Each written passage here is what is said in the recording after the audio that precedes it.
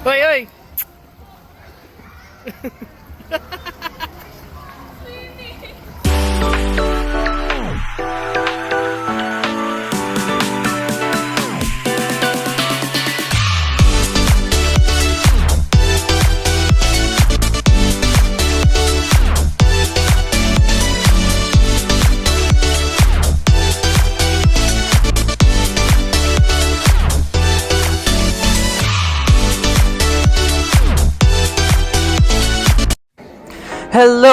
Hello guys! Good morning po. Nandito po kami sa may MOA po ngayon for another vlog.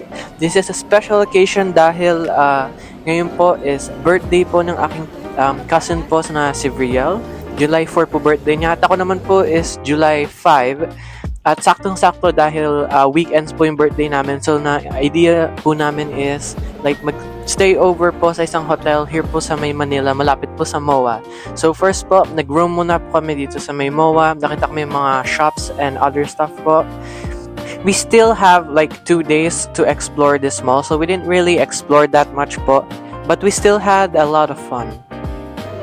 Nandito na po tayo sa may hotel po na sustayin po namin until tomorrow afternoon. Among the choices na nahanap namin for a hotel po, ito po is yung Grand Westside Hotel.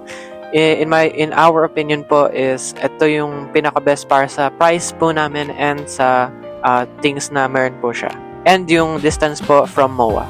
Pagdating po namin dito sa may room po namin, agad-agad po kami nag-change po ng clothes for swimming dahil yung kapatid ko po na bunso ay sobrang excited po dahil nakita namin po yung pool sa may labas po ng window. Franklin!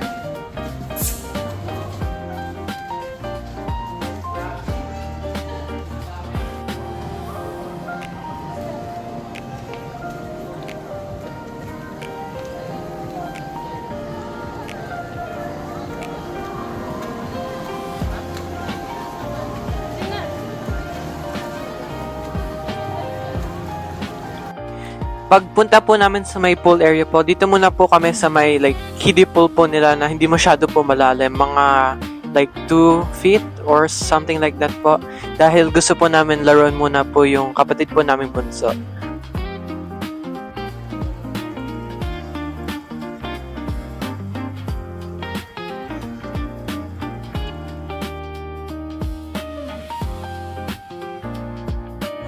To anyone thinking of like staying here po sa Grand Westside Hotel, the swimming pool area po is at the 5th floor po ng hotel po.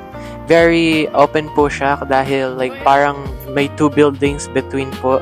Then I think may bar po sa side for drinks and other stuff po. I think nagsaserve din sila ng food dahil nung later po like nagserve po sila ng nachos para sa amin, which is very tasty po in my opinion po. Naubos po namin lahat. So far po, kami lang po magkapatid and yung cousin po namin na mas bata po sa akin naglalaro. Pero later po, habang binabantay po at nagre-rest muna po yung adults po namin nakasama ay mamaya po magjo-join po sila sa amin sa pool fun. Also, I think you can talk to staff or yung dun po sa may bar po sa may side if you want to order stuff. I think kanina po, like, nag-order po yung lola at nanay ko po ng like watermelon flavor smoothie. Tinaste ko po siya, very refreshing po siya. Mas try po yun. I also wanted to mention po na sa may back side, I guess po ng pool, sa may right, ay may dalawa po silang jacuzzi. Yung other one may tao po like nagbabubbles po. Sa amin po dito ay hindi po nagbabubbles. Hindi ko po alam why, naka-off po sila. But dito muna po kami nag-chill dahil yung may shade po sila dito. So hindi po kami na susunog po ng araw. Sabi po ng tatay po ng cousin ko po, which is ninong ko po, na wag po masyado kumain dahil mag-aanisangyup po kami mamaya po. Ayun po yung dinner po namin para sa birthday po ng cousin ko po. But sadly, medyo addict po ako sa mga nachos, so I can resist po na at least mag-taste po ng a few bites. Most of our pool time po is dun po sa may jacuzzi na walang bubbles at dun sa may big pool po. If you want to relax po muna, dun mayroon po sila mga chairs po sa side and or dun naman sa jacuzzi, pwede din po mag-relax. And if you want to like swim or play po ng games po sa pool, recommend po dun sa may big pool po dahil may more space po kayo. Although may more people, so be careful na lang po. After a while po, I don't know how many hours po kami nag-pool time po dito. I think like mga 2 hours or 2.5 po.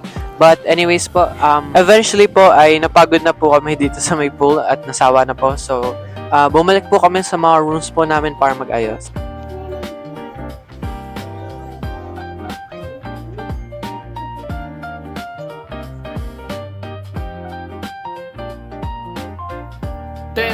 Ten. Happy birthday to you. Baby, you sing. Happy birthday to you. Baby, you sing. Happy birthday. Happy birthday. Happy birthday to you. Happy birthday. Open your gift. Open your gift. Open your gift. Ay, sarap. Wala, binibigyan ka na namin ng depression. Ano, 3D? Ano? Sabi ko na nga ba, Barbie? Yun lang. Tama, Bit. Ikaw na naman aantayin. Yes. Lego yan, Lego. 3D 3D pen. Wow. Sabi na ay 3D pen eh. Wala, hindi pala. So, Yeah, sabi mo. thank you. Okay. Ade. After po, singing happy birthday po sa cousin ko po sa may hotel room po nila. Pababa na po kami ng hotel po at nagpa-call kami po ng 2 car sa Grab po para ma-service po kami papunta po sa MOA. Gusto po namin mag-pasyal-pasyal po muna po ng konti bago po kumain po kami ng dinner. Para hindi po sayang yung oras po namin dito. After like mga 10-minute or 15-minute drive, something like that, because may traffic po dito sa may Manila po, ay nakarating na po kami sa may MOA and naghintay na lang po kami para sa other car po na Grab dahil hindi po kami kasya sa isa pong car. Nakatulog po yung kapatid ko po on the way, so yung tatay ko po yung magdadala po sa kanya throughout po ng lakad po namin dito. Pagdating na po ng other car po sa Grab, yung other group po namin, ay nag-isip muna kami kung saan muna kami tatambay or like magpapasyal muna. Na-recommend po ng lola ko po is sa IKEA po dahil hindi pa po kami nakapunta and may mga gusto po sila bilhin po doon. So, eto na po nga kami on the way po sa may IKEA. Very excited po ako kasi first time ko po dito sa may IKEA. Narinig ko po very interesting po dito.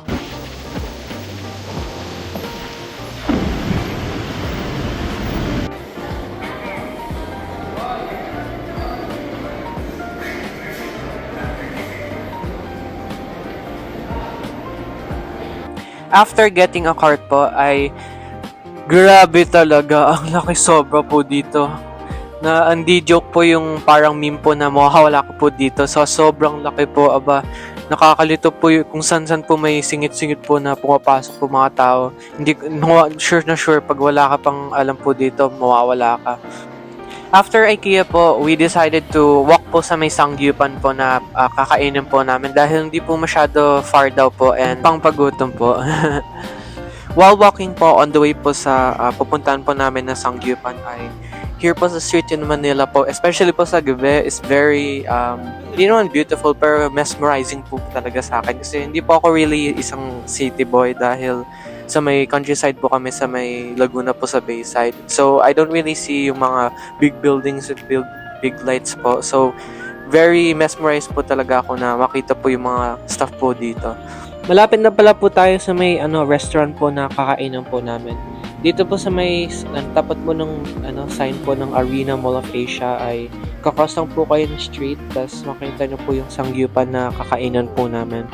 There's a biker.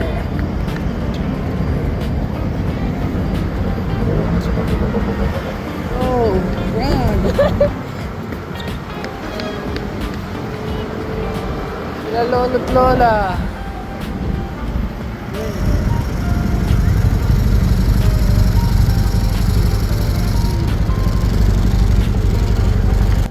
Ito pala po yung kakainan po namin na Sangyupan. Yung pangalan po is Wolwa Gabi. Hindi po ako sure kung tama po yung translation. Pero hintay muna po kami dito sa may seats po dahil nag-reserve po kami ng isang pong room para gamitin po namin. So, may mga tao pa doon. So, in order na pumasok kami, kailangan namin maghintay muna po hanggang tapos po sila. Anyways po, in my opinion po, first taste ko po dito, first time ko kumain po dito. Compared po sa mga other sangyupan na napuntahan ko po at nakainan po, very, very tasty po dito. Must recommend. After finishing dinner po, plano po namin magkuha po ulit ng Grab papunta po sa may West Side, Grand West Side Hotel po namin ulit. Yung problem lang po, wala pong available po na Grab po dahil busy sa traffic po, very busy lang po talaga.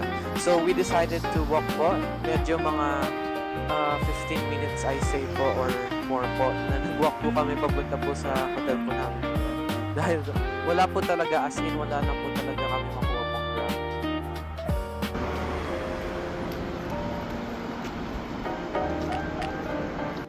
Ito na po guys, after a very very long walk po, nandito lang po tayo sa may hotel po natin ulit. Ang sakit sobrang na lahat ng paa namin, sobrang pagod kami.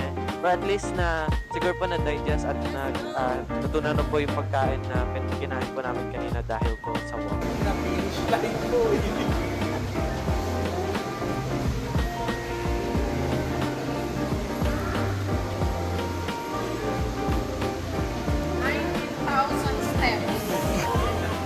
Lang ang alam mo din, ganda nila. Person.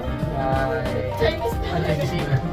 Doon mo kunin. Dito. Dito sa salamin. Dito sa salamin mo kunin. Sa salamin.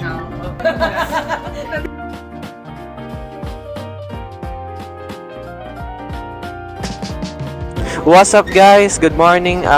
The next day na po, July 5, it's my birthday.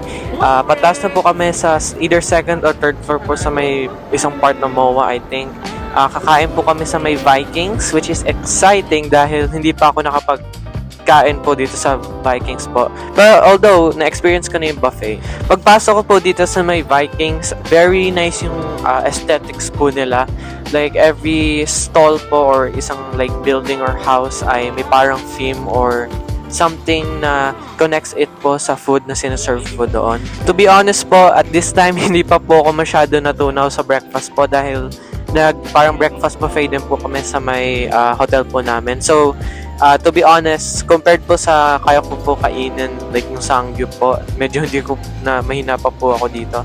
Pero, nonetheless po, marami pa din po akong kinain and especially po yung family ko po, ay marami po kami lahat kinain po dito. Sobrang sarap po yung mga pagkain po dito. Yung mga favorites ko po siguro is yung mga noodle dishes and yung steak po siguro po nila. Kasi ako po, mahilig po ako sa noodles. Like yung Chinese style at yung Italian style na noodles po nila. Masarap po dito, must recommend. Hanapin nila lang po kasi ang laki po talaga dito sa may loob po. And yung steak po nila, very soft and tender po. Masarap po yung sauce po nila. May mushroom gravy and I think may ibang gravy din, like may peppers and stuff, if mas gusto po yung ganun.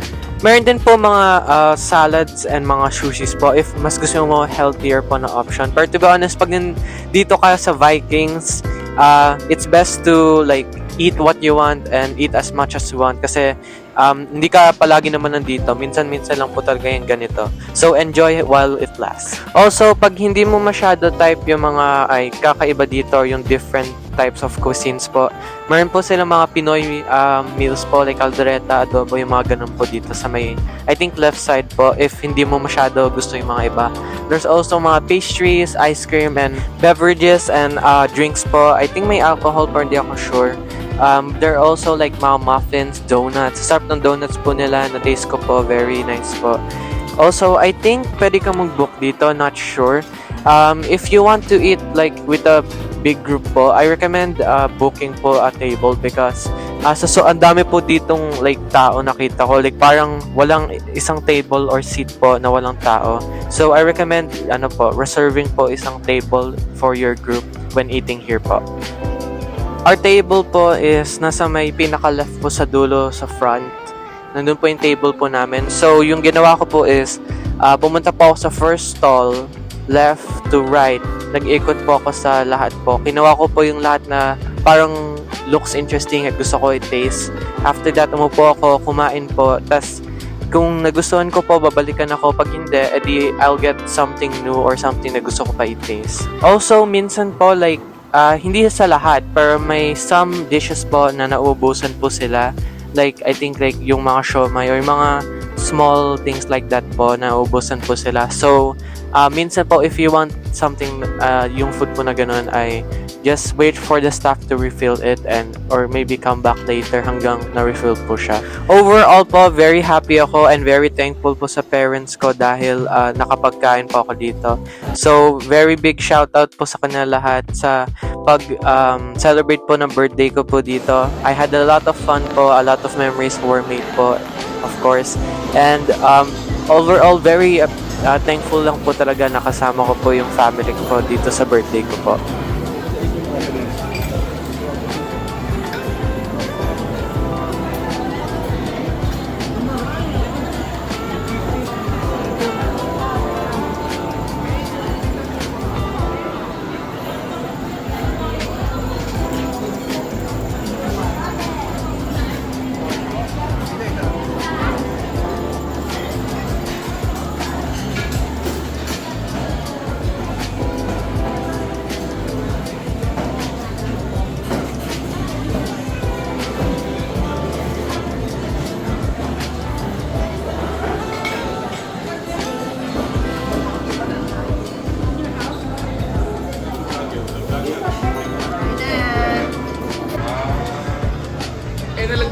Nalaglag yung cake. Hindi kita magpasigat niya.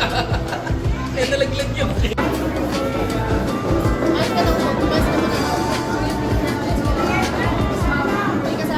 Muna kakainin. Wala 2,000. Una lang nakakanta.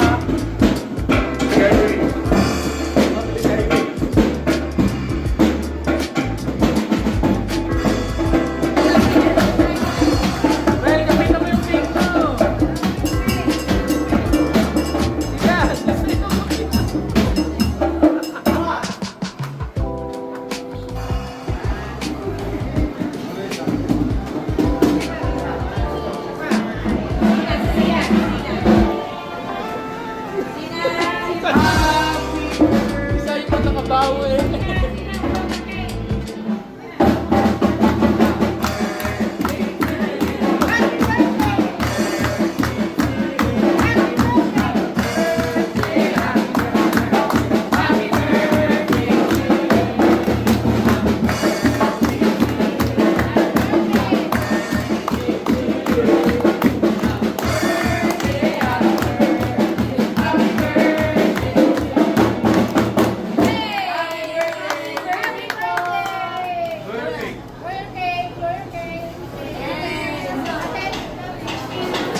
Thank you very much.